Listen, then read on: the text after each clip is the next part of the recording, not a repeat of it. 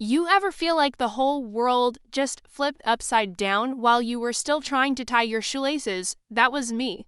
Standing in my childhood living room walls covered in old photos, the smell of mom's cooking still lingering, that same creaky floorboard by the couch, and somehow, nothing felt like home anymore. I stared at my mother, stunned, waiting for her to take back the words. For anyone to laugh and say it was all some sick joke.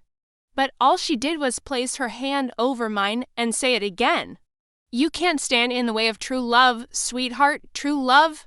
She meant my wife. She meant my brother. She meant them. The room was spinning. I glanced over at my father, hoping for reason. He looked down, guilt like a shadow across his face. Not regret, just guilt that I found out. And my brother, Derek? Oh, he had the audacity to look proud like some underdog protagonist from a rom-com who had finally won the girl. My wife. I met Emily in college. Not some whirlwind romance, not at first. She was guarded. I was shy. We grew into love like roots wrapping around stone, steady, strong. I worked 2 jobs to propose with a modest ring. She said yes. Eyes full of tears, and we built something real. At least, I thought we did. Looking back, maybe the cracks were always there. Maybe I just didn't want to see them. Derek was charming. He always had that golden boy aura. The kid who got the bigger slice of cake, the louder applause, the second chances. He was the brother who broke toys and I got blamed. Who crashed the car and I took the fall. Still, I loved him. Even when he came to stay with us last year just until he got back on his feet, I welcomed him, gave him my couch.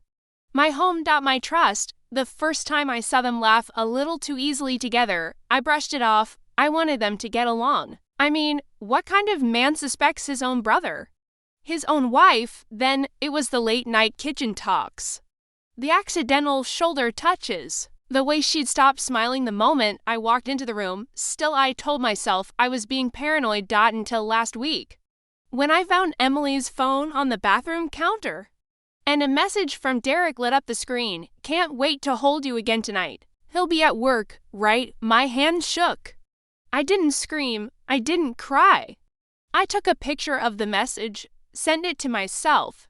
Then I sat on the edge of the tub, staring into nothingness, while something inside me quietly cracked. I confronted her that night. She didn't deny it, didn't beg, didn't explain. She just said, I'm sorry, but I can't keep pretending. I asked her why, and she said, because with Derek, I feel alive. So I did what any sane man would do.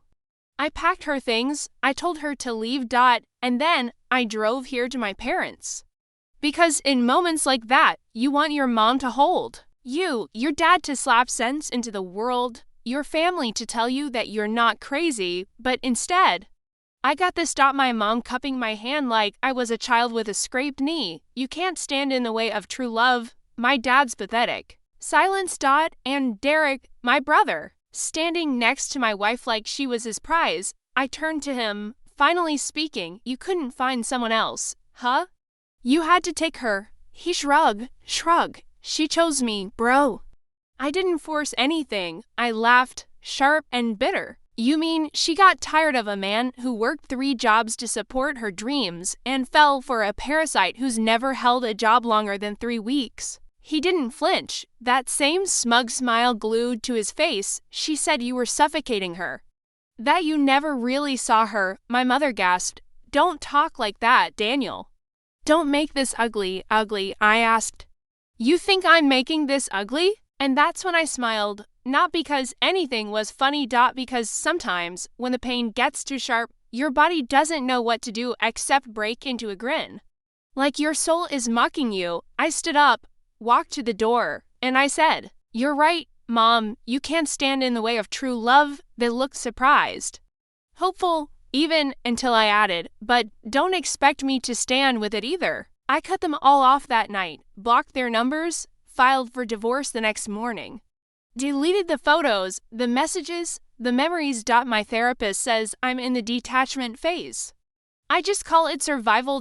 It's been 3 months now. Sometimes I wake up and reach for her side of the bed, forgetting she's gone. Sometimes I dream of being 8 years old, playing tag with Derek in the yard, and I wake up with tears in my throat. Sometimes I still hear my mom's voice saying true love, and I have to laugh because what kind of love begins with betrayal? But here's the thing they'll never understand. I didn't lose. They did. They lost someone who would have stood in fire for them. They lost a son, a brother, a husband who valued loyalty, who loved deeply, who forgave more than he should have, and me, I gained clarity. I gained peace. I walk alone now, but my footsteps are sure. No more shadows, no more second guessing, just forward. The other day, I saw them at a cafe downtown. Derek and Emily holding hands, whispering, laughing. She looked thinner. He looked tired. They didn't see me, but I smiled. Not the same bitter smile from my parents' living room. No, this one was real, quiet, free, because for the first time in a long while, I felt nothing, and that was everything.